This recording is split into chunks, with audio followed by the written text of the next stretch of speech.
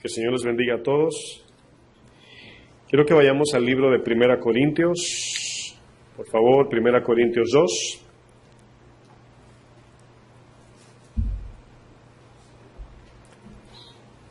Esta es la quinta clase de cómo ser verdaderos discípulos. Es la quinta. En esta noche vamos a hacer una continuación de la clase anterior.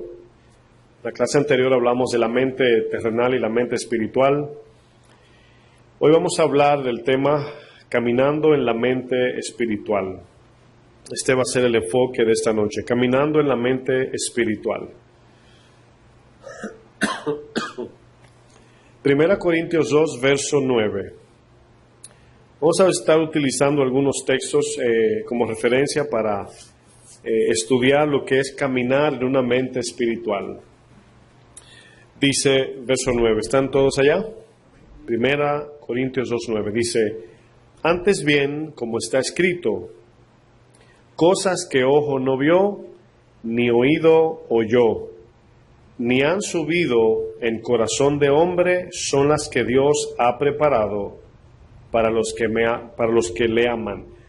En esta primera parte del texto que acabo de leer, nos damos cuenta que las cosas espirituales o las cosas celestiales de Dios, nadie puede descubrirla, investigarla, a menos que Dios no nos las revele por medio de su Hijo o el Espíritu Santo.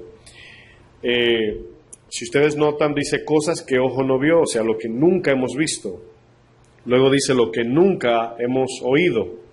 Pero luego dice lo que nunca ni siquiera nos hemos imaginado, se me ha subido a corazón de hombre. Son las que Dios ha preparado para los que le aman, ¿verdad? Verso 10 dice, pero Dios nos las reveló a nosotros, ¿por qué? Por medio del Espíritu. O sea, lo que nosotros conocemos de Dios, ¿verdad? Es porque el Espíritu lo ha revelado.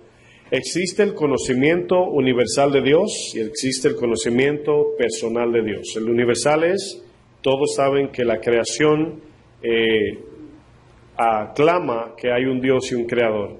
Ese es el Dios que se manifiesta de manera universal. Pero el Dios espiritual o el personal es el que el Hijo vino a revelar. O sea, no todo el mundo conoce a Dios de manera personal. Nadie puede levantarse una mañana y decir, quiero conocer a ese Dios, a menos que Dios no lo haya primeramente, vamos a decir, invitado. ¿Por qué razón? Porque el que no conoce al Señor, el que no ha nacido de nuevo, está muerto espiritualmente. Entonces no tiene ese deseo de conocer a Dios. Al contrario, actúa como cuando Adán pecó, dice que huyó de la presencia de Dios. Entonces es una naturaleza del que no conoce a Dios. Dice más adelante, porque el Espíritu todo lo escudriña, aún lo profundo de Dios. En otras palabras, de la única manera que nosotros podemos conocer a Dios es por medio de la palabra, estamos de acuerdo, pero confiados en el Espíritu Santo. O sea, la palabra de Dios, todos sabemos que es un libro que cualquier persona puede tener. Cualquier persona puede tener eso, pero si no tenemos el Espíritu, ¿verdad? No podemos entender la palabra de Dios, no podemos vivir la palabra de Dios. Entonces el Espíritu es el que es el intermediario que nos ayuda a conectar la palabra con Dios. Y Dios tuvo que dejarnos algo tangible, palpable, porque nosotros no tenemos vista espiritual. El conocimiento espiritual es el que conocemos de la palabra, pero nadie ve los ángeles, los demonios, ni ve a Dios de manera, ¿verdad?, física. Entonces la Biblia, el libro, es el libro de instrucción para conocer cuando el Espíritu se manifiesta, cuando tenemos a lo mejor un sueño, una visión, o alguien está hablando de Dios. La Biblia es el centro para ir y saber si lo que está diciendo esa persona es una experiencia personal o si verdaderamente está hablando de parte de Dios. El verso 11 dice, porque ¿quién de los hombres sabe las cosas del hombre, sino el espíritu del hombre que está en él? Aquí lo que está usando el ejemplo es que cada uno de nosotros sabemos lo que hay en nosotros, nada más, ¿verdad? Por eso el texto dice solamente el espíritu que está en él. Más adelante dice, así tampoco nadie conoce las cosas de Dios, sino el Espíritu de Dios. En otras palabras, para conocer a Dios o para Dios manifestarse a nosotros, tiene que hacerlo por medio de su Espíritu. Verso 12 dice, nosotros no hemos recibido el espíritu del mundo, sino el espíritu que proviene ¿de quién? De Dios. ¿Con qué fin? Para que sepamos lo que Dios nos ha concedido. El 13 dice, lo cual también hablamos, no con palabras enseñadas por sabiduría humana. Aquí vemos la total dependencia del Espíritu Santo, sino con las que enseña el Espíritu. Ahora, aquí hay un texto que no sé si lo leamos hoy, pero es primera de Juan 2, 27, 26, que dice que no tenemos necesidad de maestro porque la unción misma nos enseña todas las cosas. Y lo que quiere decir allí es que cuando un hombre o una mujer nos hablan de Dios, lógicamente tenemos la palabra, pero tenemos el Espíritu que nos afirma si las palabras que vienen de la boca de cualquier persona son verdad o no. O sea, cada uno de nosotros tenemos el Espíritu, y el Espíritu nos da convicción, nos da la certeza de que la palabra es de Dios. Luego más adelante dice, sino las que enseñan el Espíritu, acomodando lo espiritual a lo espiritual. Y aquí el 14 es donde hace la distinción del hombre que no opera en el Espíritu, el hombre que no tiene el Espíritu de Dios, el hombre que no ha nacido de nuevo. Dice, pero el hombre natural, el hombre terrenal, podemos decir, no percibe las cosas que son del Espíritu de Dios porque para él son locura, ni las puede entender, porque se han de discernir ¿cómo? Espiritualmente. La muerte espiritual consiste, por ejemplo, somos tripartitos, somos espíritu, alma, cuerpo.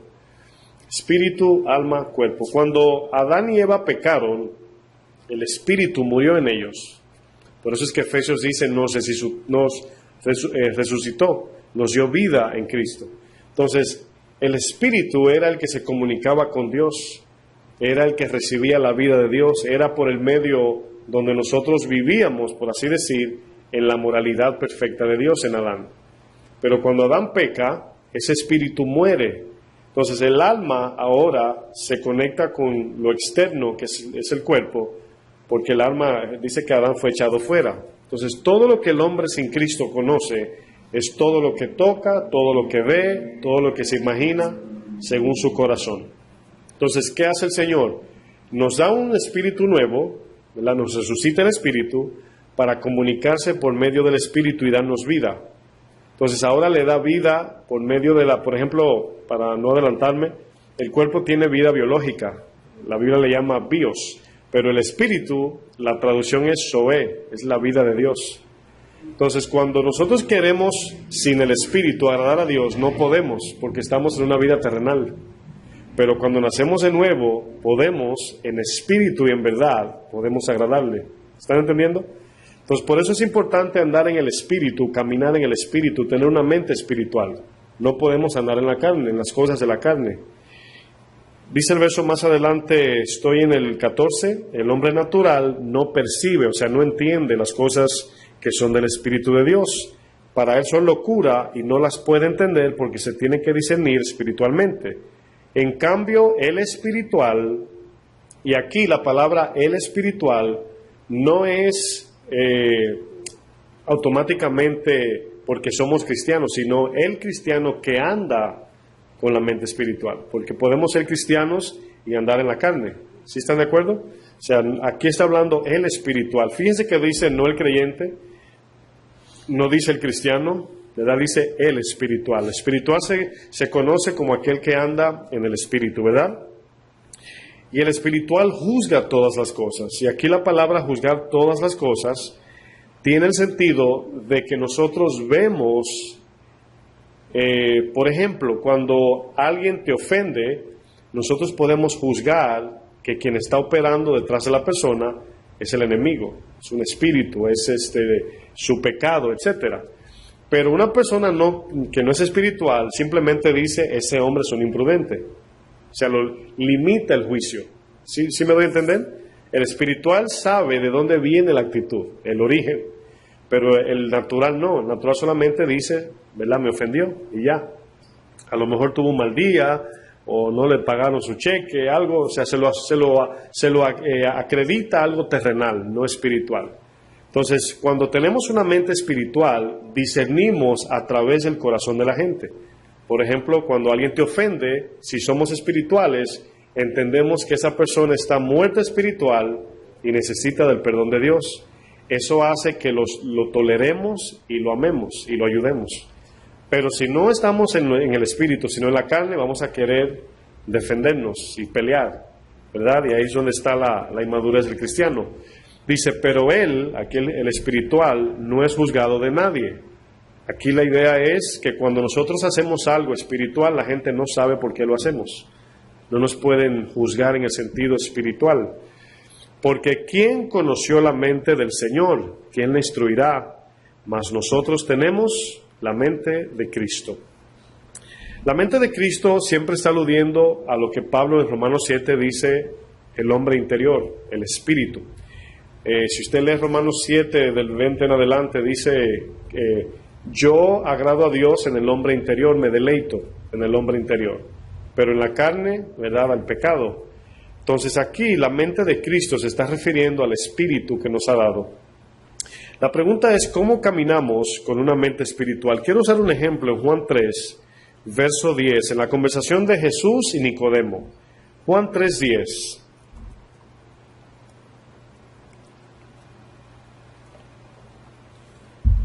¿Cómo caminamos en una mente espiritual? Jesús tiene una conversación con Nicodemo y Jesús comienza a hablarle a Nicodemo de cosas celestiales, de cosas espirituales. Nicodemo, cuando Jesús le habla de lo espiritual, Nicodemo lo traduce en lo terrenal, a pesar de que conoce la palabra, a pesar de que ya es maestro. ¿Qué nos deja entender esto? Que aunque Nicodemo era un hombre que enseñaba la palabra de Dios, la ley, no tenía el espíritu, solamente tenía el libro. Entonces ahí es donde está la distinción de que podemos conocer toda la ley y si el espíritu no está en función, la persona es terrenal, ¿verdad? Entonces aquí es donde Jesús le dice, es necesario que nazcas de nuevo. Cuando Nicodemo viene donde Jesús, viene a hacerle preguntas porque lo dejó cautivado. El evangelio de Jesús confrontó a Nicodemo, los confrontó a todos, pero Nicodemo fue honesto y vino de noche. Y en el verso 10 es donde Jesús le dice, respondiendo Jesús y le dijo, ¿eres tú maestro de Israel y no sabes esto? Ahora, si usted se encuentra frente a frente con un rabí, maestro de Israel ahora mismo, ¿verdad? Usted dice, oh, no sé ni por dónde entrarle porque se sabe toda la ley. Se sabe, ¿verdad?, el Talmud, la Torá, todo de memoria se saben. Y te lo citan ahí sin problemas. Entonces Jesús le pregunta, ¿tú eres maestro de Israel y tú no sabes esto? Ahora, Jesús no está menospreciando a Nicodemo. Jesús no está haciéndolo sentir ignorante de una manera despectiva. O sea, no le dice, tú eres maestro y no sabes, qué estúpido eres. O sea, no es esa la intención. Jesús está llevando a Nicodemo a un nivel de que él tiene el conocimiento máximo de Israel y no sabe lo más mínimo de Dios. Esa es la idea de la pregunta. O sea, tú eres maestro, tú eres de los mejores y no sabes esto. Entonces, ¿qué hace el Señor? El Señor quiere que nosotros humillemos nuestro intelecto. Que vengamos a Él como ignorantes, como niños, como pobres, para poder entender. Dice el Señor que el Señor ocultó su sabiduría a los sabios y se la manifestó a los pobres. Esa es la idea del Evangelio. Entonces, cuando Él le dice, tú eres maestro de Israel y tú no sabes esto, Nicodemo dice, wow, pero yo sé la Torá, los profetas, yo sé todo. ¿Cómo no sé esto? Entonces, ahí es donde sabemos que de la única manera que podemos conocer los misterios de Dios es por medio del Espíritu de Dios. Esa es la única manera. Y por esa razón dice el verso 11, de cierto te digo, que lo que sabemos, hablamos, y lo que hemos visto, testificamos, y no recibís nuestro testimonio. Aquí el Señor le está diciendo, para tú poder conocer a Dios, necesitas primeramente humillarte, necesitas declararte ignorante. Y muchas veces batallamos nosotros mismos con esa idea de que no queremos siempre o no queremos que la gente sepa que somos ignorantes. Siempre queremos que la gente sepa que sabemos mucho. Y eso es una tendencia que a Dios no le agrada.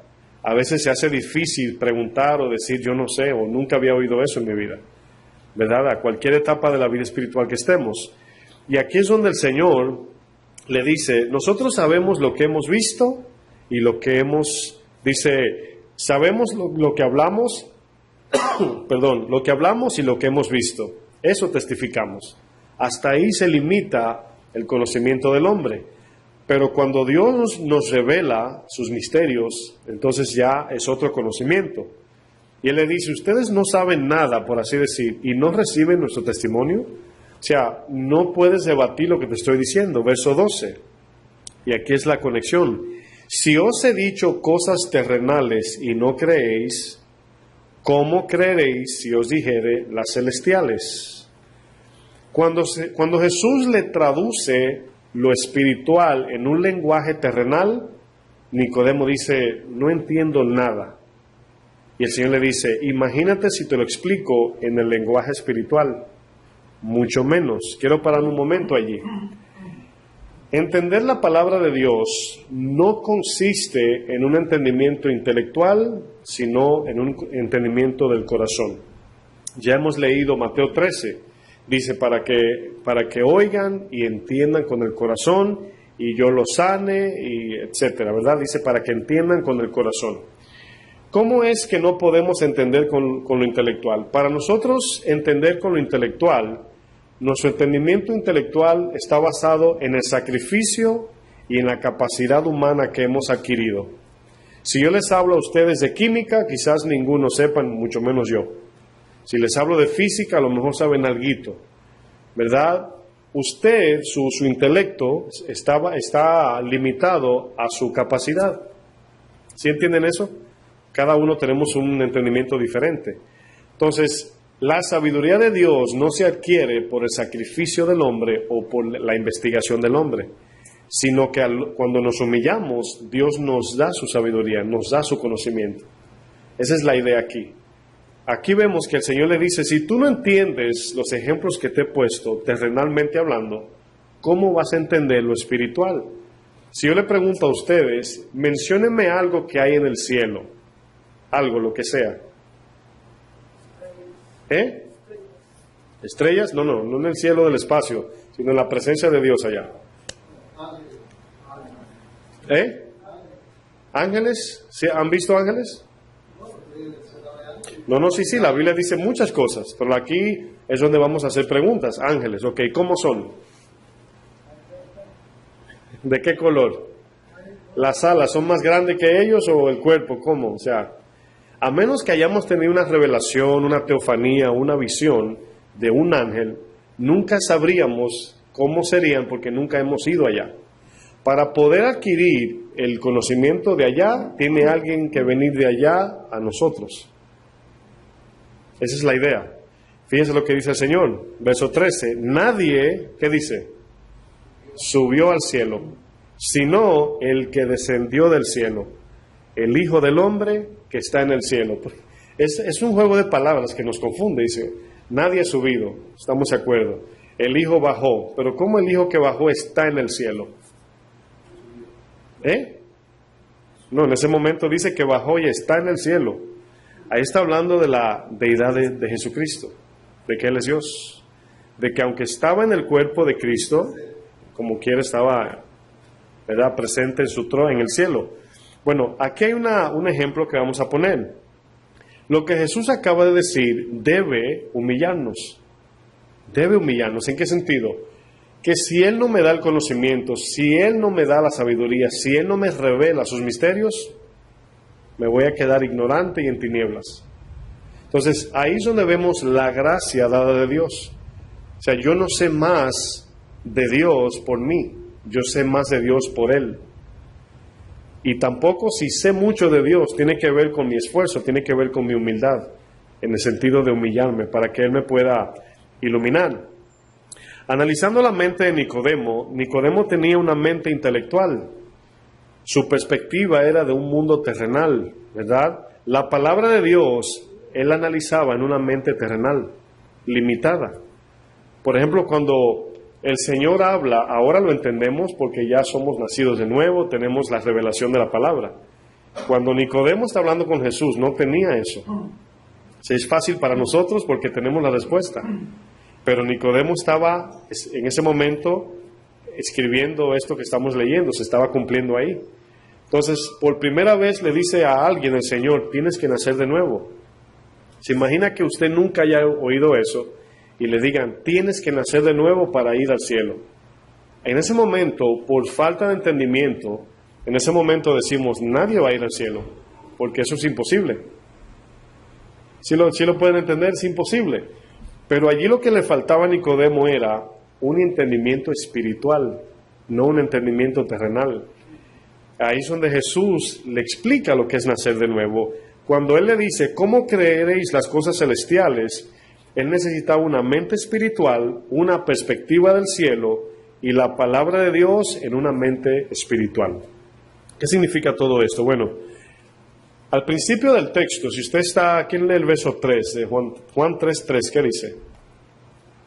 Respondiendo Jesús y le dijo, de cierto te digo, que el que no naciere de nuevo no puede ver el reino de Dios. Ahora Jesús le dice, el que no nace de nuevo no puede entender, no puede ver, percibir. La palabra ver allí es percibir. El que no nace primero no puede ver. ¿Por qué razón? Nuestro entendimiento, si ustedes se dan cuenta, la mayoría de las cosas que entendemos de Dios no tienen nada que ver con nuestro intelecto. Yo le voy a hacer una pregunta y usted me la va a contestar. El deseo de buscar a Dios en ustedes, ¿de dónde viene? Ahora, Dios lo produce. Mi pregunta es, ¿usted lo entiende eso? O sea, cuando viene, usted dice, ay, el Señor me dio deseo, voy a la iglesia. Es natural, ¿sí o no? Entonces notan que ustedes están respondiendo a una convicción espiritual. En su espíritu, ustedes tienen un deseo, pero le aseguro que en su carne quisieran todos estar en su casa acostados o descansando, ¿sí o no? Notan que el entendimiento no es intelectual, es espiritual. Todos los que estamos aquí, hoy hablaba con un hermano que está en una transición de su iglesia donde estaba antes, quiere entrar en lo que es la sana doctrina, la palabra, etcétera, quiere corregir su vida, es cristiano. Cuando yo hablo con él, él me dice mucho, hermano, yo quiero agradar a Dios, yo quiero tratar bien a mi esposa, yo quiero. Pero en ese yo quiero, yo noto que él no hace nada. O sea, no es que no está haciendo nada, pero no está respondiendo conforme a lo que está diciendo. Y yo le digo, ¿cómo es posible que tú dices, quiero algo, y no lo haces? ¿Cuántas veces hemos dicho, yo quiero agradar a Dios con todo mi corazón? Y hay una pregunta, ¿cómo es posible que decimos eso y no lo hacemos? ¿Por qué? Bueno, la razón es la siguiente, cuando decimos querer, es el querer como el hacer que Dios pone, que viene a nuestro corazón. Eso es lo que pasa. Pero responder a ese querer es la batalla. Es posible que el espíritu quiere, pero la carne no. ¿Se acuerdan cuando Jesús dijo, velad y orad para que no entréis en tentación? El espíritu a la verdad está dispuesto, pero la carne es débil. ¿Qué está diciendo allí? Que tenemos que tomar una decisión de la carne o del espíritu. Ahí es donde viene el sentir de Dios, y por eso es que no merecemos ningún tipo de gloria, porque aún querer orar, leer la Biblia, querer agradar a Dios, querer seguirle, es producido por Dios. Pero Dios produce el querer como el hacer, pero usted y yo somos responsables de responder a eso. ¿A cuántos le pasa que durante el día usted dice, tengo que orar? De repente dice, tengo que orar, ok. Y usted se ocupa, y pasa el día y no ora. ¿Sabe lo que sucedió allí? El espíritu necesita orar, pero tu carne está ocupada. El espíritu representa a María y la carne a Marta. Esa es la idea. ¿Sí lo entienden? O sea, vino el sentir del espíritu. El Señor pone el querer como el hacer. Tengo deseo de orar, pero estoy ocupado. Ahí está. Dos tipos de naturaleza tenemos, la carne y el espíritu. El ocuparse de la carne es muerte, el ocuparse del espíritu es vida. ¿Lo van entendiendo? Entonces, cuando usted tiene deseo de hacer algo para Dios, no es usted ni yo, es Dios quien está poniendo eso. A veces creemos tener algún mérito por tener un buen deseo. A veces creemos que por querer santidad es bueno. Sí es bueno, pero lo produce Dios, no nosotros. El problema es que no respondemos a ese sentir. Miren, ustedes y yo estamos aquí en contra de la voluntad humana. Porque algunos vienen del trabajo, yo también pasé el día entero preparando la enseñanza, en muchas cosas. Y llegué aquí cansado, como muchos de ustedes, cansado. ¿Quisieran estar en su casa descansando, sí o no? Honestamente hablando. Bueno, piensen en ese momento, ¿por qué ustedes se fueron en contra de la voluntad de la carne? Bueno, cada día el deseo del Espíritu se hace más intenso y a medida que usted le da el lugar al Espíritu y no a la carne, su espíritu se hace más fuerte en usted. Sus decisiones son más espirituales que carnales. ¿Me están entendiendo? Pero cuando su carne le dictamina una orden, ¿verdad? Y usted cede, y cuando digo la carne no es pecar en mentir, matar, robar, no, es hacer lo que ella pide. Por ejemplo, hay que estudiar la palabra y estoy cansado. Bueno, es o sufrir la carne o sufrir el espíritu. Quiero que alguien me lea Romanos 6:11, por favor. Romanos 6:11. Primero que llegue. Hay una palabra allí que nos va a ayudar un poquito más a entender eso. Así también vosotros, considerados muertos al pecado, pero vivos para Dios en Cristo Jesús, Señor nuestro. Señor nuestro. Si el hermano Stanley puede buscar Gálatas 5:16. Ahora, hay una palabra allí, dice, consideraos ¿qué? Muertos al pecado, ¿verdad? Ok, vamos a agarrar esos textos. Gálatas 5:16. Acuérdense, quiero que se memoricen esto. Satisfacer la carne no es únicamente mentir, robar, inmoralidad sexual, no. Es cuando la carne te dice, descansa cuando no es tiempo de descanso.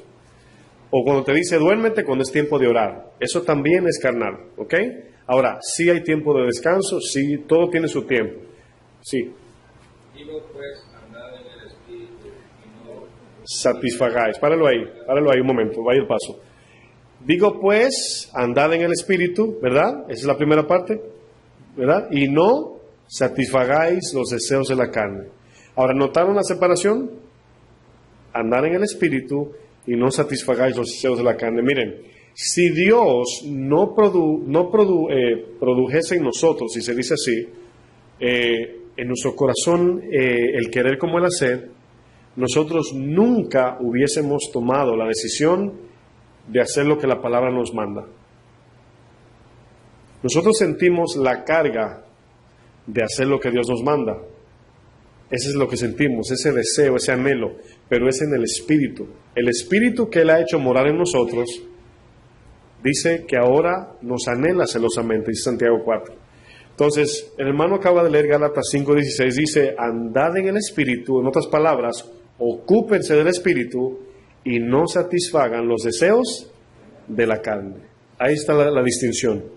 Entonces, aquí es que al nosotros caminar en el Espíritu, esa es la batalla que todos tenemos. Lo que yo estoy hablando es medular. Esto define todo. Hacer la voluntad de Dios se define en esto, en andar en el Espíritu. Ahora, la oración, el ayuno, estudiar la palabra de Dios, todo eso es dedicarle el tiempo al Espíritu. Cuando ayunamos, no solamente hay ayuno de alimentos, pensamos que solamente es ayunar comida. Pero el ayuno tiene que ver con negarnos a aquello que tanto nos controla.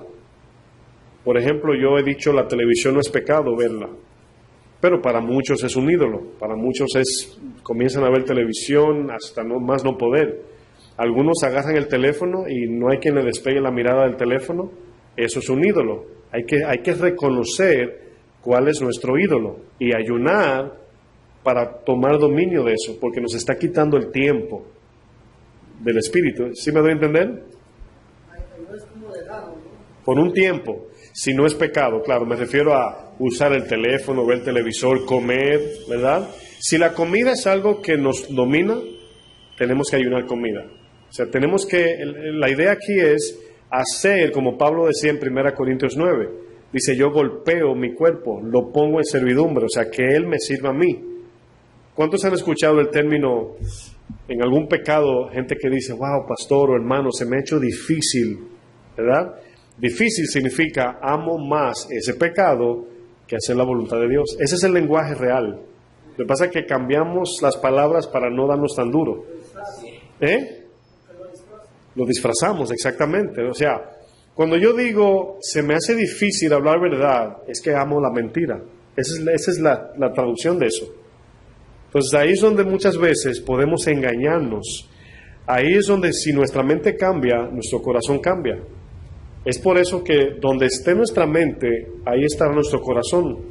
Y si nuestro tesoro es cualquier cosa que usted le ponga el nombre, ahí estará todo nuestro enfoque. Por ejemplo, Dios, eso hemos estado hablando mucho de esto del trabajo, el dinero, los ídolos, etcétera. Yo estoy seguro que Dios, ¿verdad?, nos dice en su palabra que nos da las cosas, según 1 Timoteo 6, nos da todo para que lo disfrutemos. 1 Timoteo 6:17. Dios nos da todas las cosas para que la disfrutemos. Disfrutar es pasar un momento. Yo puedo de repente decirme a mi esposa, vamos a comernos un helado, vamos de compra, y todo con orden, con integridad y con dominio propio. Vámonos de vacaciones dentro del horario que podemos tener, ¿verdad? Pero si yo, por ejemplo, le digo a mi esposa, suponiendo que tenemos dinero nada más para 3 días de vacaciones, pero el lugar está hermosísimo y el lugar es increíble, y estando yo allá, agarramos las tarjetas de crédito y comenzamos a pasarla por el verifón allí, y nos pasamos 3 semanas allá porque el lugar estaba bonito y estaba maravilloso. Ahí está el problema, nos extralimitamos. ¿Entienden eso? Entonces, ahí es donde decimos, es que si no hago eso, ¿verdad? Comenzamos a atribuirle a poder de paz y de gozo a esas cosas. Cada uno de nosotros sabemos cuál es. Yo solamente usé un ejemplo. Pero andar en el Espíritu es andar en la palabra de Dios, andar en la voluntad de Dios. Y muchas veces nos convertimos en bipolares espirituales. De momento estamos en el Espíritu, de momento estamos en la carne, se nos olvida y volvemos. Y yo sé que aunque es un proceso, debemos de cada día crecer en esa práctica. Miren, si usted, hay veces, le voy a poner 2 ejemplos de obras para que vean cómo a veces nos equivocamos. Usted puede regalarle a alguien $1,000 en la carne, ¿verdad? Y Dios en el Espíritu te puede decir no lo hagas y no darle ni un peso en el Espíritu. En los ojos de un hombre te va a decir que el que dio los $1,000 agradó a Dios. Pero Dios te va a decir que si tú escuchaste cuando Él te dijo no se lo des, espiritualmente hablando, así agradamos a Dios. Ahora, ¿se dan cuenta que no tiene que ver tanto con la obra, sino con lo que Dios nos manda? Pero ¿cómo sabríamos qué Dios quiere si andamos en la carne? Si Dios nos habla es por medio del Espíritu. ¿Vieron la diferencia? O sea, en los ojos humanamente decimos, wow, ese hombre le dio $1,000 a esa muchacha. Wow, qué hombre más bueno. Pero este le dijo que no. Y decimos, wow, qué tacaño, ¿verdad? Pero no sabemos que en lo espiritual Dios está tratando con esa persona y no quiere que le den dinero. Y este hombre hizo una obra humana. ¿Ven la diferencia? Pero no sabríamos. ¿Por qué? Porque podemos acumular obras en nuestra mente y decir, no, yo hago esto, yo hago aquello. Y el día que lleguemos allá, el Señor dice, yo no te conozco. Señor, yo profeticé, hice esto. Yo nunca te he visto. Eso es lo duro de eso. Entonces, vivir en el Espíritu no tiene nada que ver con hacer mucho, con hacer lo mejor, con hacer lo que uno piense que es más grande. Es hacer lo que Dios nos dice. Es la orden directa. Vamos a 2 Corintios 3:14. Jesús repetía mucho la palabra, yo no hago nada si primero, ¿quién se acuerda? Si no veo al Padre, hacerlo. En otras palabras, hasta que Dios no me diga, yo no hago nada. En Juan 2 entran ellos a las fiestas creo que de tabernáculo, a las bodas, y Jesús anda con ellos. Miren qué cosa, Jesús anda con ellos. Y él le dice, entren ustedes, todavía no me llega la hora. Y uno dice, wow, o sea, Señor, andamos juntos, sí, pero a mí no me toca ahora. O sea, Jesús, todo lo que hizo fue exactamente en el tiempo de Dios. Ustedes notan que Jesús nunca minimizó una dependencia del Señor. Hasta entrar a una fiesta, hasta eso fue guiado por Dios. Él entró, pero entró cuando Dios le dijo. Y por eso él decía, yo no hago nada si primero no veo al Padre hacerlo. ¿Sería eso una realidad en las iglesias de hoy? ¿Verdad? De nosotros, yo no hago nada hasta que el Señor no me diga. Eso es un peligro que corremos como iglesia. Yo no hago nada hasta que Dios no me guíe. Yo no me muevo hasta que Dios no me confirme. ¿Verdad? Aunque se esté cayendo el mundo, Dios no me ha dicho nada. Y eso es algo que debe ser un principio personal. Nosotros no movernos si Dios, ¿verdad? Yo creo en dos cosas, en ese sentido de cómo movernos en Dios. Hay veces que podemos tomar una decisión confiando en Dios sin escuchar su voz. ¿A qué me refiero? Por ejemplo, yo puedo hacer algo confiando en Dios sin que Él me haya dicho sí o no. Algo que es bíblico. ¿A qué me refiero? Bueno, no siempre Pablo, cuando hacía sus viajes, escuchaba esa voz que le decía, ve a tal lugar. Sino que Pablo emprendía sus salidas. En una de ellas, dice la palabra, el Señor lo estorbaba. Eso nos deja saber que Pablo no siempre escuchaba de antemano la voz, pero Pablo sí siempre se encomendaba a Dios. ¿En qué sentido? Encomienda tus pensamientos a Dios y Él enderezará tus veredas. ¿Qué quiere decir eso? Que todo lo que hacemos debemos de tomar en cuenta la voluntad de Dios, examinar lo que dice la palabra, esperar la palabra de Dios, tomarlo en cuenta en cada cosa con el fin de glorificarlo. Porque no siempre tenemos la voz previa cuando Dios te dice avanza. Hay veces que podemos estar en el ministerio haciendo cosas, pero en cada cosa hay que orar, en cada cosa hay que decir, Señor, guíanos, en cada cosa danos sabiduría, en cada cosa tomarnos el tiempo y mirar, examinar, discernir. Y cuando vemos que todo va fluyendo bien, nos damos cuenta que Dios está en la cosa. Eso es una manera de andar en su voluntad. Porque hay gente que puede extremadamente decir, y si no escucho su voz, ¿qué hago? Bueno, tenemos que andar en la obediencia diaria, tenemos que hacer. Sí. Pero hay ese deseo de hacer algo por Dios. ¿Será que eso es? Bueno, ahí es donde discernimos. ¿Por qué? Porque esto va a depender de la madurez de cada uno. Hay cristianos que dicen, yo sé cuando Dios me habla. Hay otros que dicen, estoy aprendiendo a escuchar esa voz. Hay otros que dicen, todavía no mucho. Pues si alguien se encuentra en el todavía no sé distinguir su voz, es bueno tomarse tiempo al tomar una decisión, examinarlo por la palabra, orar y mirar el corazón a ver si hay intenciones personales. Esas son las tres que yo uso, la palabra, oración y mirar mi intención. Cuando yo miro mi corazón, el Espíritu te lo va a decir así, estás haciendo eso porque tú quieres, ¿no? Yo no te he dicho. Entonces, si vemos pecado en la decisión, ¿qué hacemos? Muy fácil, no lo hacemos.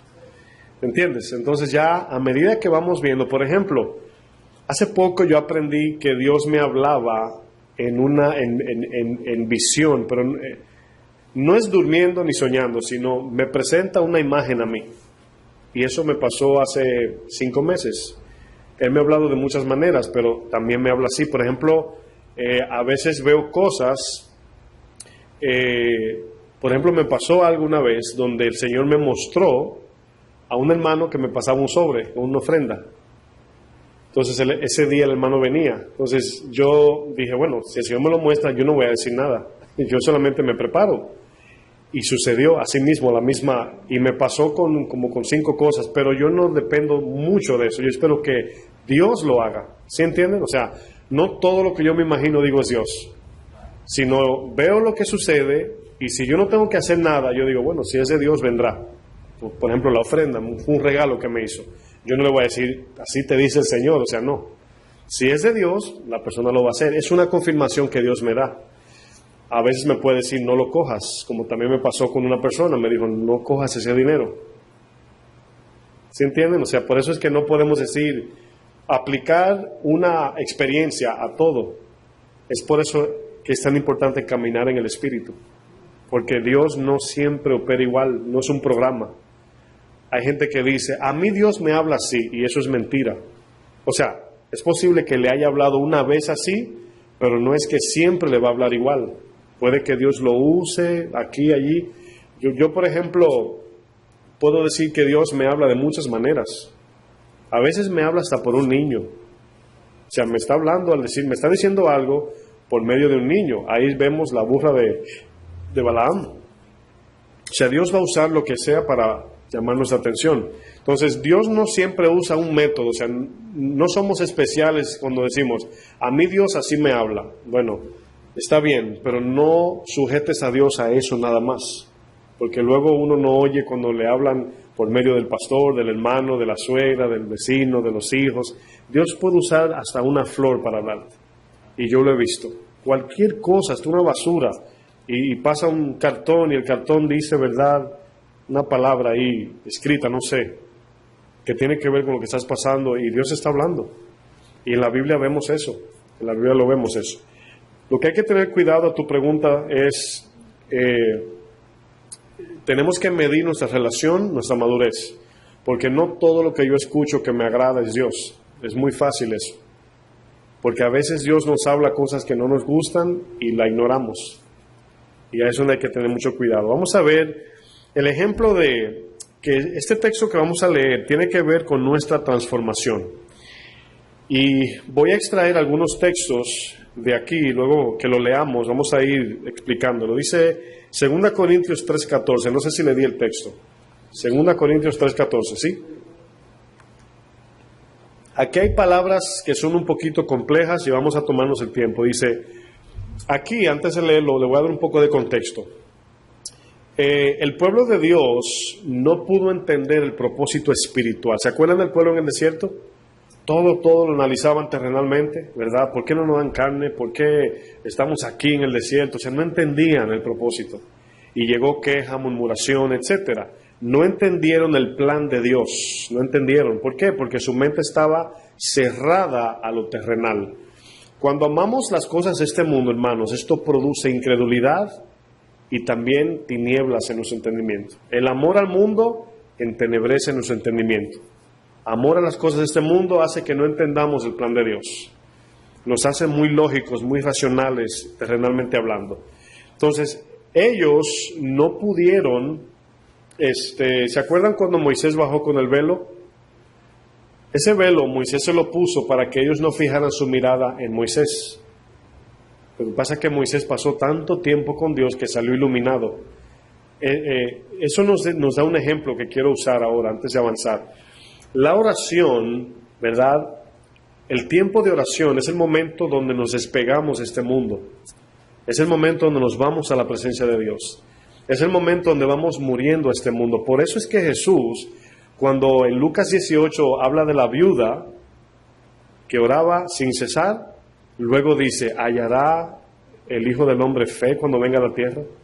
Porque la oración es el momento donde nos vamos a la presencia de Dios. Es el momento no solamente de peticiones, sino el momento íntimo donde nos despegamos de este mundo, donde nos desconectamos de las cosas de aquí. Fíjense que cuando Moisés pasó ese tiempo con el Señor, volvió iluminado. Estaba tan espiritual y estaba resplandeciente de tanto tiempo que pasó con el Señor.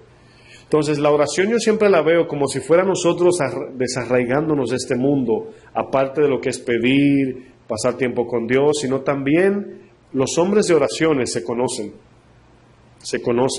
Son personas muy pasivas, o sea, Dios trata duramente a nosotros los que somos bien impetuosos como Pedro. En la oración todo eso muere. Por eso es importante pasar tiempo en oración. Tenemos que crear esa vida, nosotros los que estamos aquí, de oración, y cada día vencer. Esa es la batalla más grande del cristiano, orar. Y más en este país donde hay tanto afán, que tu carne te está diciendo, ya, vámonos. Y van a oír esa voz de que no pueden ni siquiera pasar tiempo allí. Bueno, ellos no entendieron y todavía se quedaban, ¿verdad?, con el velo de Moisés. No pudieron ver la gloria de Dios. Si ustedes notan, en el tabernáculo hay un velo, ¿verdad? Ese velo era, bueno, si ustedes leen Éxodo, las medidas ustedes se impresionan porque eran 15 pulgadas de espesor, ¿se imaginan?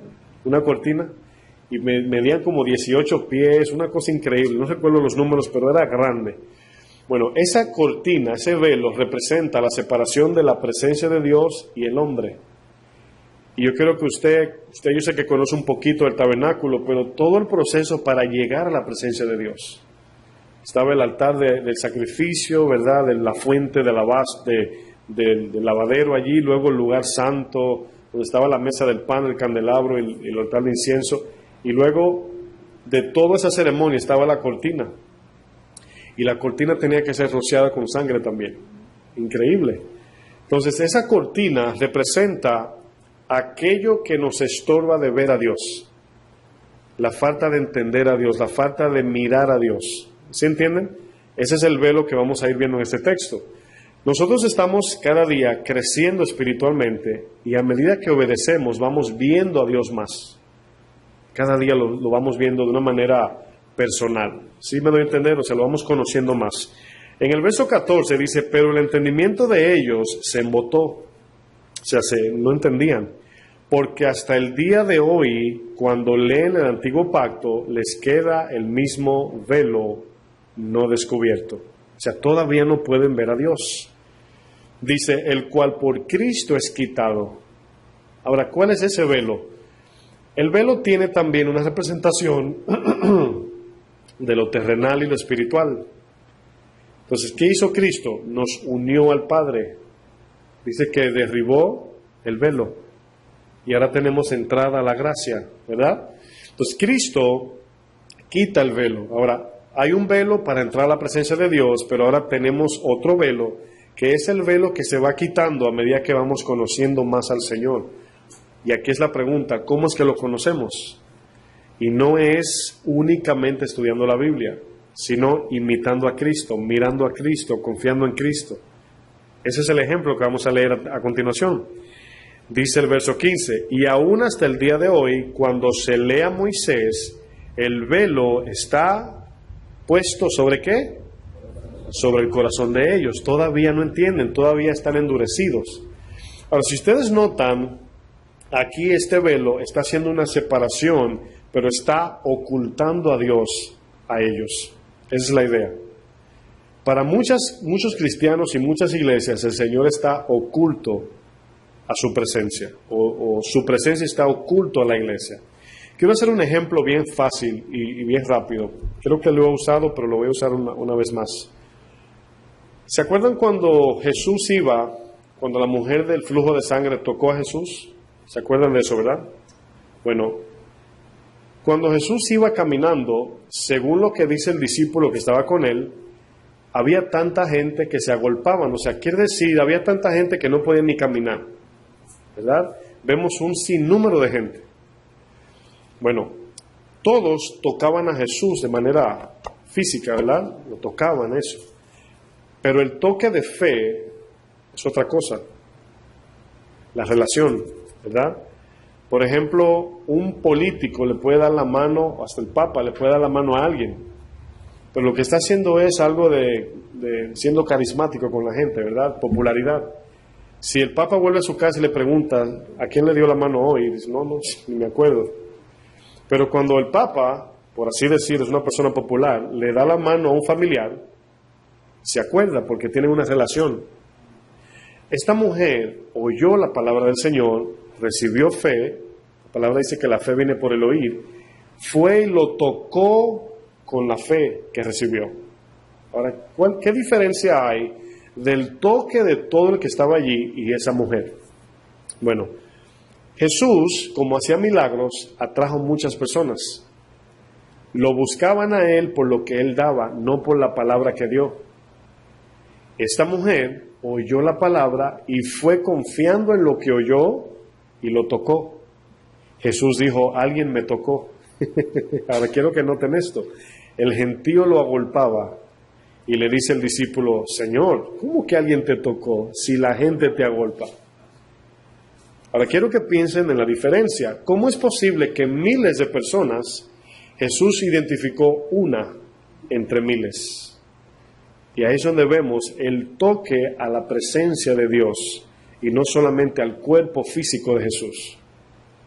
Esta mujer tocó por la fe que recibió en su corazón, porque la historia dice que ella escuchó de él y dice: me levantaré e iré, y si tan solamente tocara el hilo de su manto, seré sana.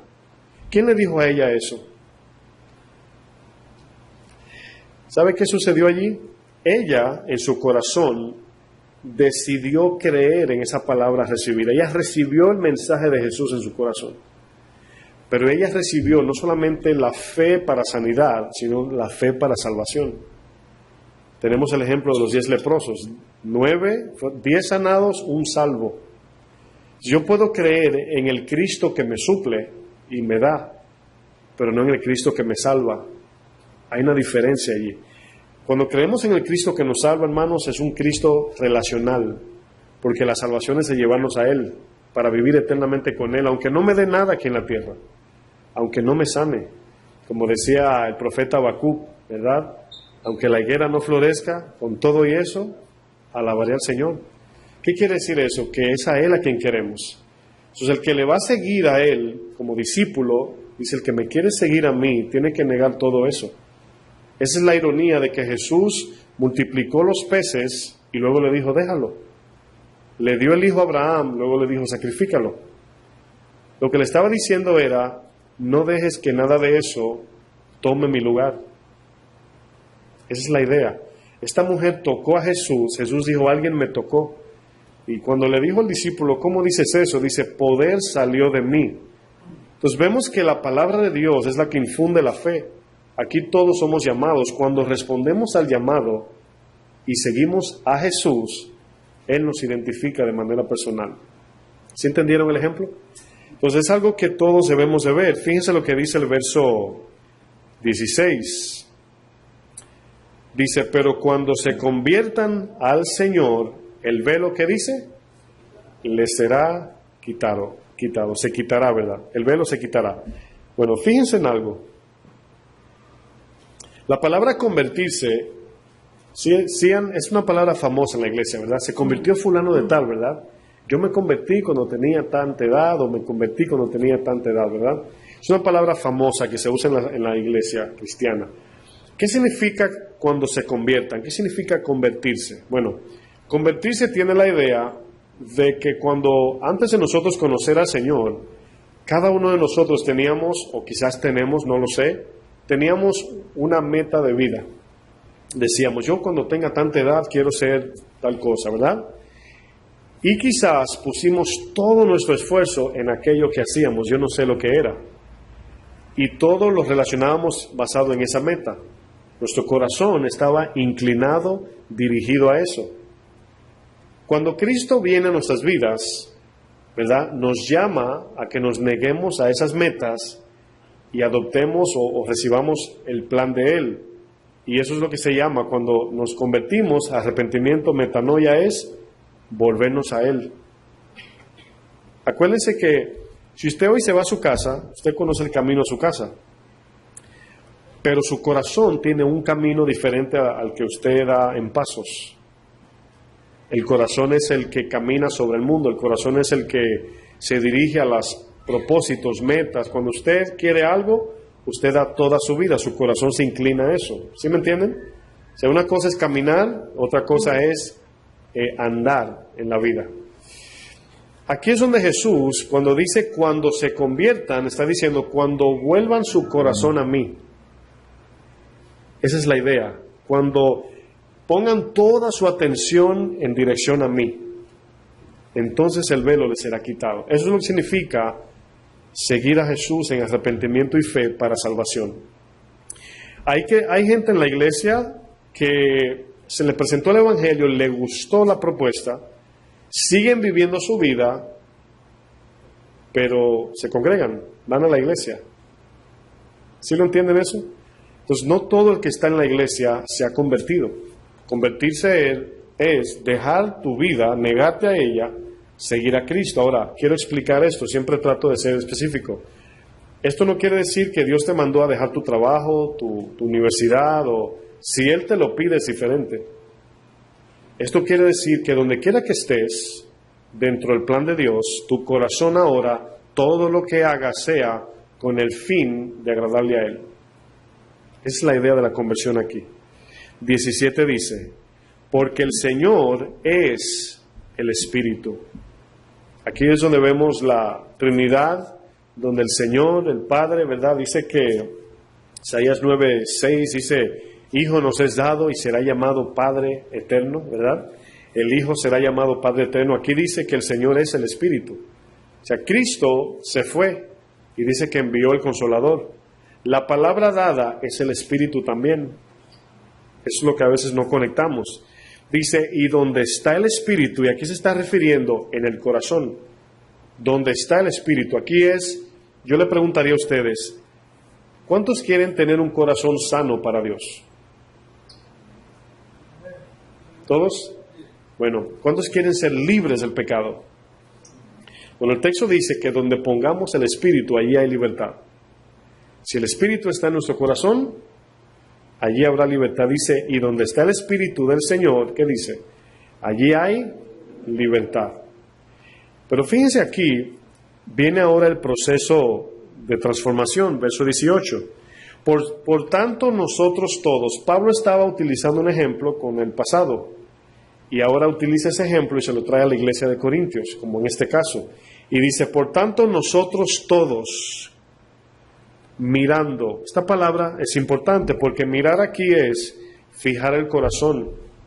¿Se acuerdan cuando Jesús dijo, el ojo del cuerpo es... La lámpara del cuerpo es el ojo. El ojo es el ojo del corazón, lo que el corazón desea, el deseo del corazón. Entonces aquí, si miramos a Jesús, la pregunta, ¿qué estamos mirando que nos está atrayendo? Porque el ojo del corazón es lo que el corazón desea. Nosotros podemos mirar miles de cosas, pero le voy a poner un ejemplo. Vamos a pensar, somos varones, vamos a pensar en carros. ¿Le gustan los carros a todos? ¿Todos? Ok, vamos a poner que hay 10 carros, ¿verdad? Y alguien te dice, coge el que más te gusta. Aquí tenemos un carro todo viejo, sucio, oxidado, un carro del año, pero no es no el que te gusta, y etcétera, etcétera, diferentes colores y marcas. Y te dice, coge el que tú quieras. Con tus ojos, tú vas a mirar a todos los carros, pero el corazón va a mirar uno. ¿Sí lo entienden? Fíjate que los ojos ven todo, pero el corazón desea uno. Va a decir, ese me gusta ese. Entonces, el deseo del corazón tiene un ojo, y donde el ojo del corazón se fija, ahí va la vida. ¿Me entienden? ¿Sí lo entendieron? O sea, donde yo pongo el ojo de mi corazón, ese es mi deseo, y ahí daré toda mi vida. Por ejemplo, Jesús enfatizó el deseo de vivir el aquí y ahora. Por eso fue que él dijo, el que quiera salvar su vida, la perderá. O sea, el que está detrás de los deseos de este mundo, todo lo que este mundo ofrece, que muchas de las cosas tienen que ver con cosas que Dios instituyó, como trabajar, casarse. Si estamos detrás de eso más que la justicia de Dios, dice, el que quiere salvar su vida la perderá. Porque incluso Jesús dice, en aquel día estarán, ¿qué me ayuda? No, ese está ahí, pero dice, se estarán casando, ¿verdad? O sea, eso no es malo. Pero si cambiamos el querer buscar eso, en vez de buscar la presencia de Dios, o sea, su propósito, vamos a perder la vida detrás de eso. El que quiere salvar su vida la perderá, más el que la pierde por causa de mí y el Evangelio la hallará. Entonces, este es el desafío, hermanos, cuando Cristo llamó. Es una palabra que sigue todavía en eco y todavía sigue diciendo, llamándonos a nosotros. El que me sigue debe dejar todo. Y cuando digo dejar todo, está hablando del corazón. No está diciendo deja tu familia, tu trabajo, no. Cuando el Señor dijo aborrece a tu familia, Él no dijo ódiala. Él dijo ponla en segundo término y a mí aquí. Esa es la idea. Tu vida tienes que aborrecerla, tienes que amarla menos que a mí. Pero lo irónico del caso es que para yo poder amar a mi esposa tengo que primeramente aborrecerla ante Dios. Para yo poder amarla, tengo que ponerla de segundo. Si yo pongo a mi esposa de primero, no la amo, la convierto en un ídolo. Pero si la pongo debajo de Dios, la amo en el amor de Dios. Asimismo la familia, asimismo el prójimo, etc. Dios no nos está mandando a odiar, porque el segundo mandamiento es ama a tu prójimo como te amas a ti. Aborrecer allí es pon todo debajo de Dios y Dios por encima de todo. Entonces aquí esta palabra mirando, todos nosotros mirando, ¿verdad? Tiene que ver con qué está mirando nuestro corazón. Ahí están los anhelos del corazón. Dice, a cara descubierta como un espejo, la gloria del Señor, somos transformados, dice la palabra. Ahora quiero que noten la diferencia de mirarnos en un espejo literal o en el espejo de la gloria de Dios. Voy a decir esto con cuidado, pero me voy a atrever. Cuando Jesús se transfiguró, ¿verdad? Pienso, y le voy a poner mi firma, piensa Fleming Tejada, ¿verdad? No dice la Biblia, que eso que cuando Él se transfiguró es como nos vamos a ver nosotros en el cielo. Quiero que piensen en eso. Está sujeto a discusión, pero esos son cuerpos glorificados. Ahí estaba Elías y estaba también Moisés. Ahí se le manifestó, lógicamente Él se manifestó como Dios y dice que su rostro resplandecía. Pero nosotros también tendremos el mismo cuerpo. Dice que cuando lo veamos, ¿qué dice la Biblia? ¿Quién me ayuda?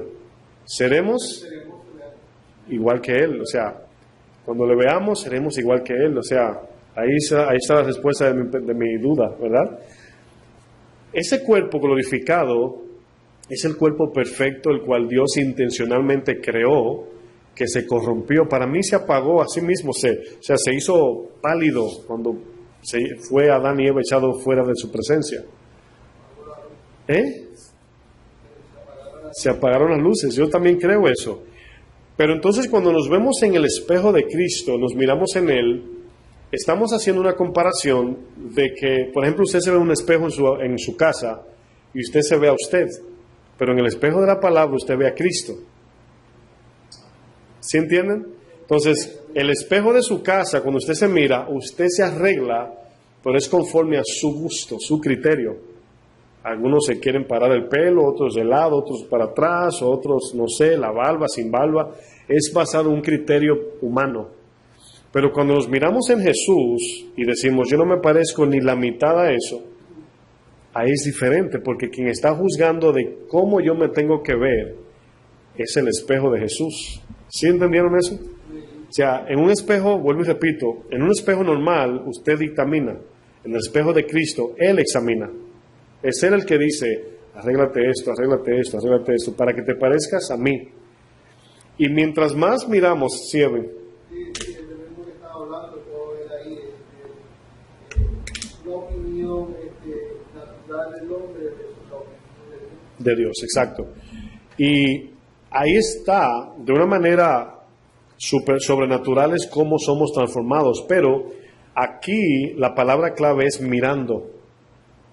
Caminamos en esta vida mirando a Jesús, imitando a Jesús, confiando en Jesús, imitándolo a Él. Nuestra identidad se encuentra en Él. Lo copiamos a Él. Él es nuestro, por así decir, ídolo a seguir. Él es nuestro todo. Entonces, cuando miramos, dice, somos transformados de gloria en gloria, en la misma imagen, ¿de quién? Del Hijo, como por el Espíritu del Señor. ¿Notan que la transformación la hace quién? Dios. Ahora quiero hacer una conexión. ¿Cómo es que miramos al Señor? Eso es lo que significa andar en el Espíritu. Andar en el Espíritu, en la palabra. Vamos a hacer una conexión con lo que hemos leído, porque esto puede sonar un poquito, vamos a decir, complejo de conectar a la vida práctica.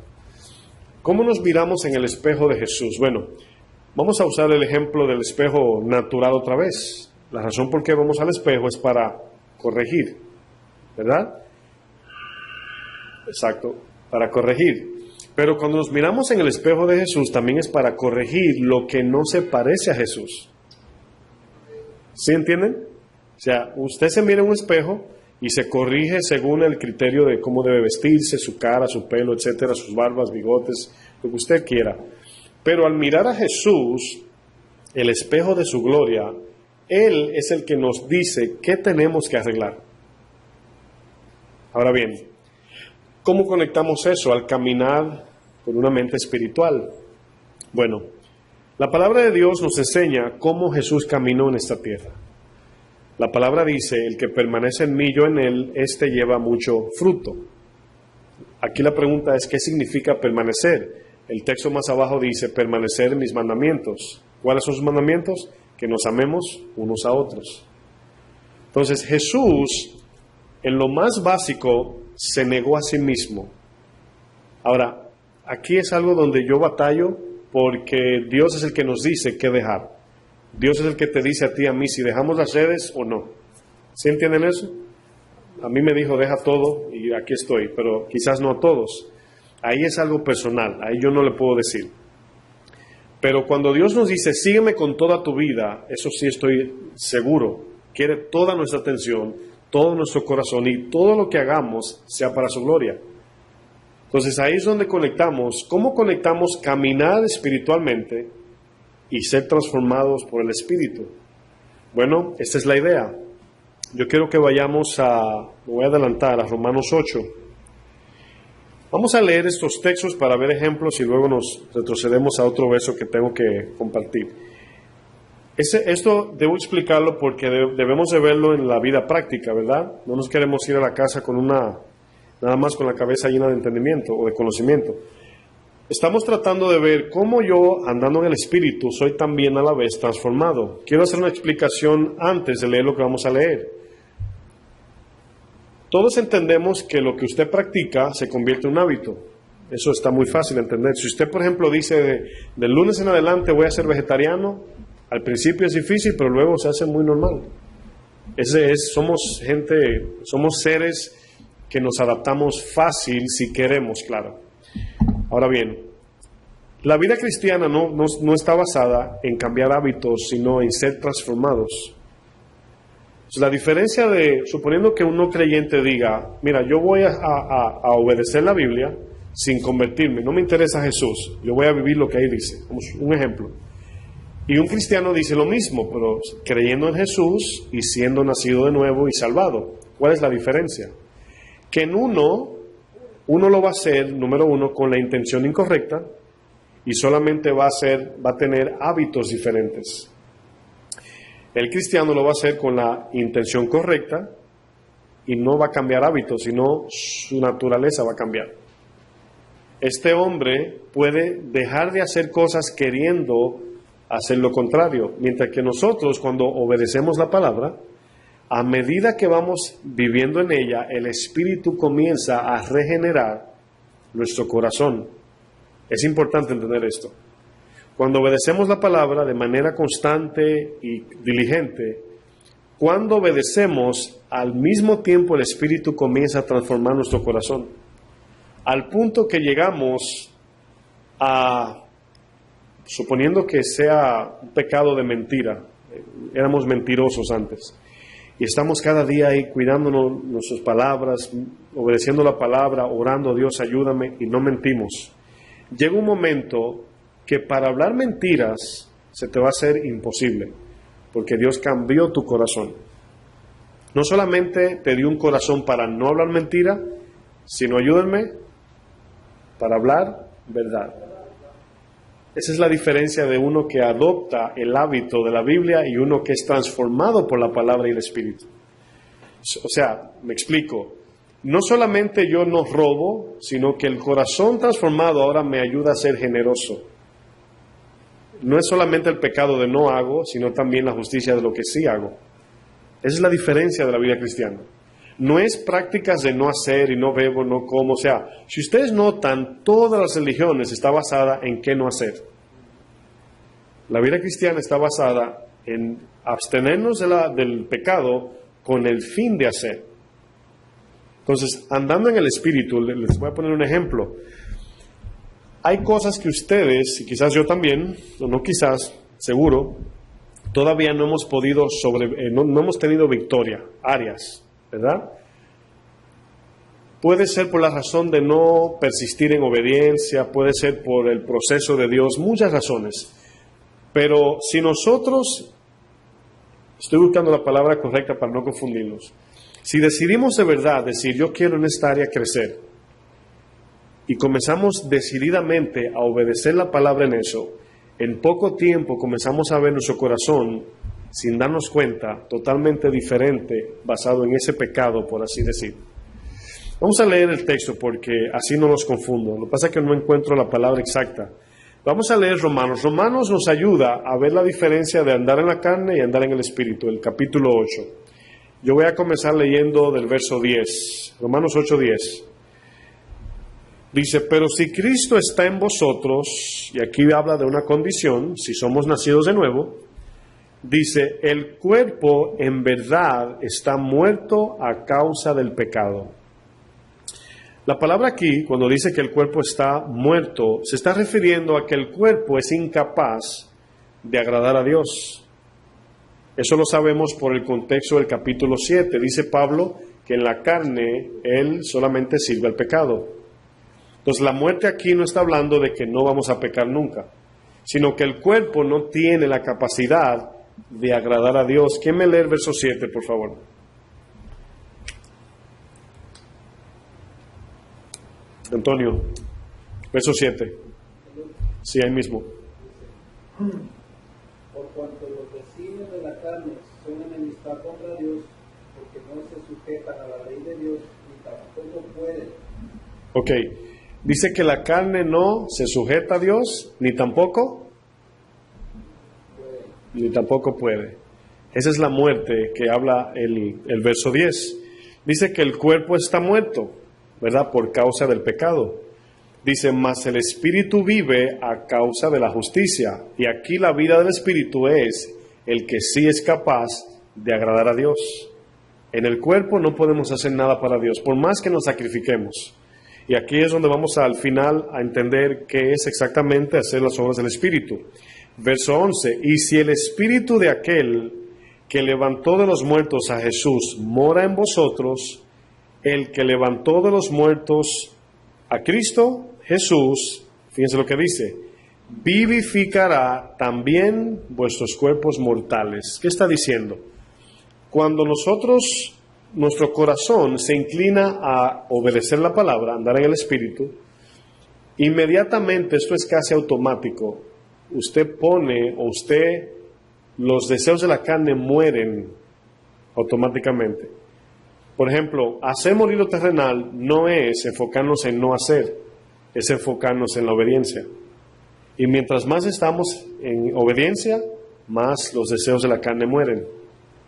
El texto lo va a decir más adelante. Dice Cristo Jesús vivificará también vuestros cuerpos mortales por su Espíritu que mora en vosotros. Así que, hermanos, ¿qué dice? Deudores somos. ¿Qué quiere decir la palabra deudor? Nuestra vida ahora le pertenece a Dios. Le debemos nuestra vida al Señor, a Él le pertenece.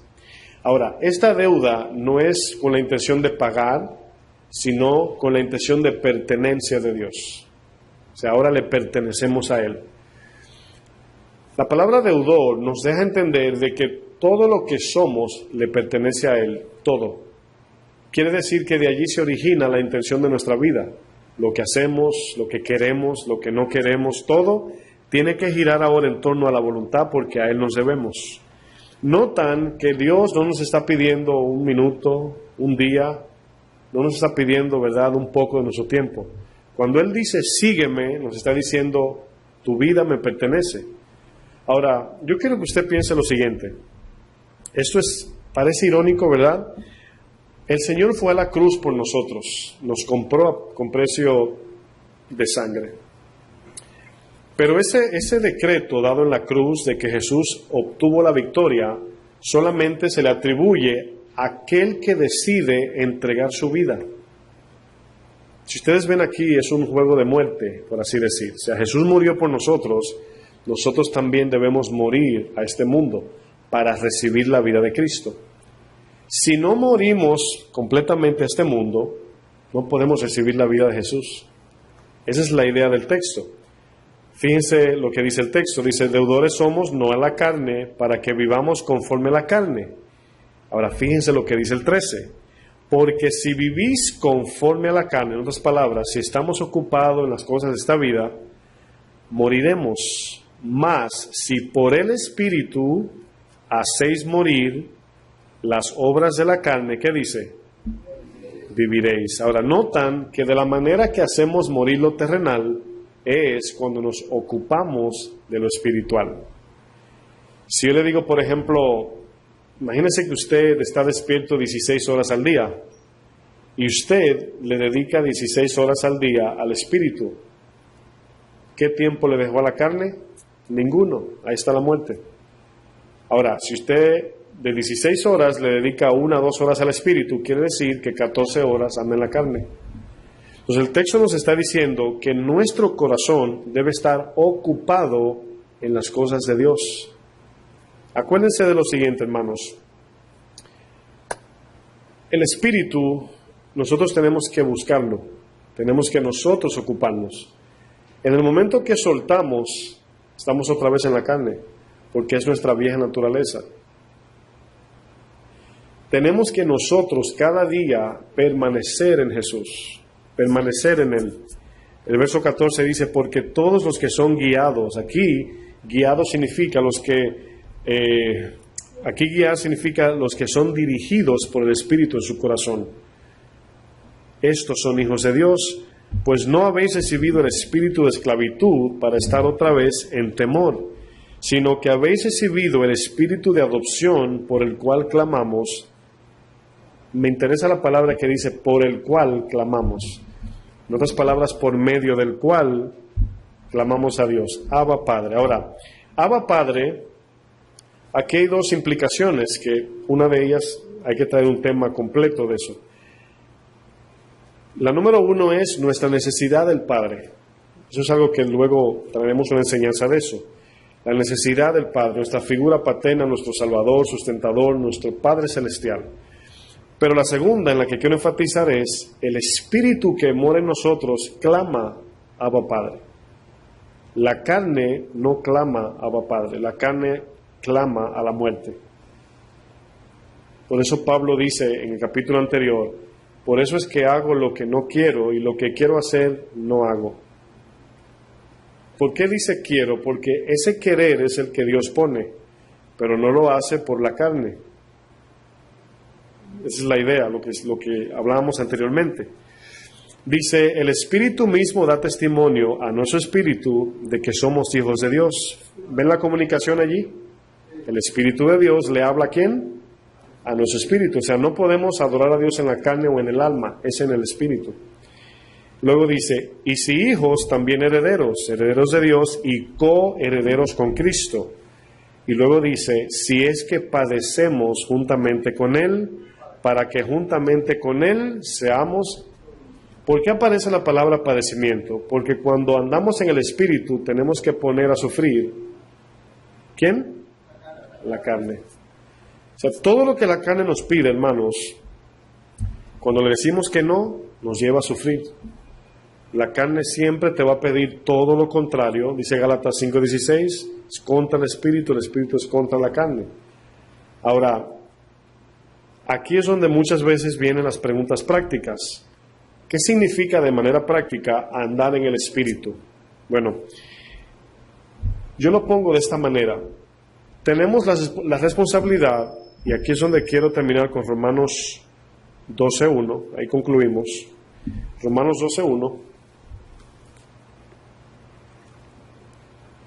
Este texto, verso 1 y 2, es el que yo utilizo para que entendamos qué significa andar en el Espíritu. Romanos 12:1 dice, así que hermanos, os ruego por las misericordias de Dios que presentéis vuestros cuerpos en sacrificio vivo, santo, agradable a Dios, y luego dice que es vuestro culto racional. Culto racional significa, es nuestro estilo de vida. No está hablando de un culto el domingo, está hablando de nuestro estilo de vida, 24/7, 365.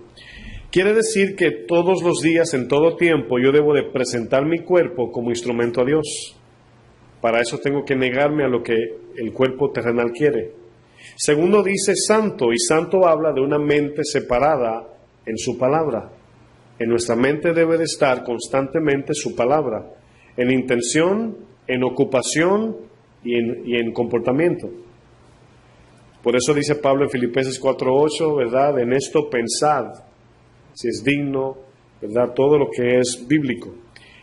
Pero si ustedes notan, el verso 2 es donde nos ayuda a lo que es la transformación de cada día más madurar y andar más y más y más y más en el Espíritu. Verso 2 dice, no os conforméis a este siglo, o sea, no nos adaptemos al pensamiento, a la corriente o al sistema de cómo este mundo piensa.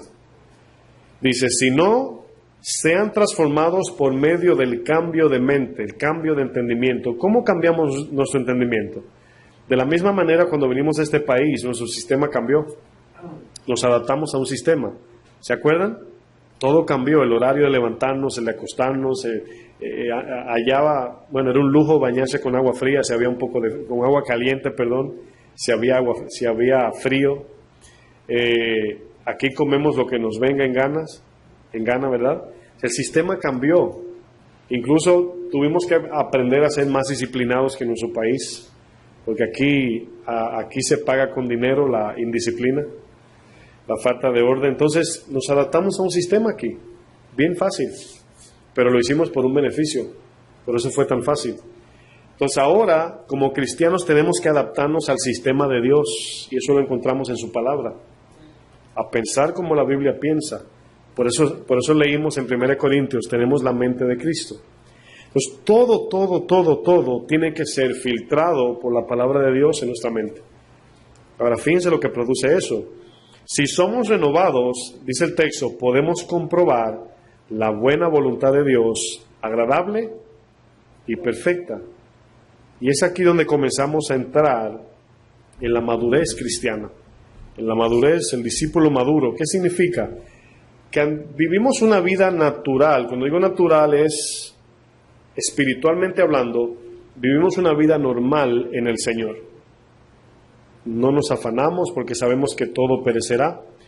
No estamos detrás de las cosas de este mundo porque hemos aprendido. Por eso es que Hebreos 6 dice que dejando los rudimentos de Cristo vamos a la madurez, dejando las cosas de niños. ¿Cuáles son esas? Todavía pensando en las cosas de este mundo. Andar en madurez es como pensaba Pablo. Pablo decía, yo me quiero ir de este mundo, pero también me quiero quedar. Pero no se quería quedar porque le gustaba el mundo, era porque le faltaban salvar personas. ¿Ven la perspectiva de él? Me quiero ir porque es mucho mejor estar con Dios. Para mí todo es basura. El mundo está crucificado a mí y yo al mundo. Eso es madurez. Y esas son las batallas que tenemos nosotros, morir a todo eso. Pablo dice, a mí nada de esto me interesa, yo lo que quiero es a Cristo únicamente. Para mí todo es basura. ¿Se imagina la madurez? Bueno, todos queremos llegar ahí. Y ahí es donde estamos estudiando para que cada vez más podamos identificar qué tenemos que dejar atrás. ¿Cómo cambiamos, hermanos? 3 palabras le voy a dar como tarea. Escoger, morir y vivir. Escoger a Cristo, morir a este mundo y vivir en Cristo. Ya no vivo yo, mas vive Cristo en mí. Para terminar, dice Apocalipsis 3:21, el que venciere, le daré que se siente conmigo en mi trono, así como yo he vencido. Fíjense la palabra, el que venciere como yo he vencido. Dice, y me he sentado con mi Padre en su trono. ¿Qué lugar nos espera? Pero podemos escoger. Los que estamos aquí, yo creo que ya a esta altura de juego, bueno, quizás Jordi, que es joven, llegaríamos a ser aquí presidentes ya. O llegaríamos a tomar una posición muy preeminente aquí, ¿verdad? En este mundo ya. Y el deseo del hombre es llegar a ser algo, ¿verdad? Como decimos en nuestros países, ¿verdad? Pero mira lo que Jesús dice, el que venciere se sentará conmigo en mi trono. El que venciere. ¿Qué es lo que hay que vencer? La carne. La carne quiere quedarse aquí a vivir para siempre. La carne quiere vida eterna en la tierra y el espíritu ya quiere irse con el Señor, Abba Padre. Vamos a ponernos de pie para orar.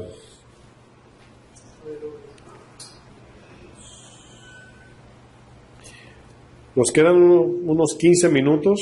Si tienen preguntas y dudas de lo que hemos hablado, luego que oremos para terminar con los que nos oyen por internet, se pueden quedar para ir a hacer preguntas. Vamos a orar. Padre, gracias Señor.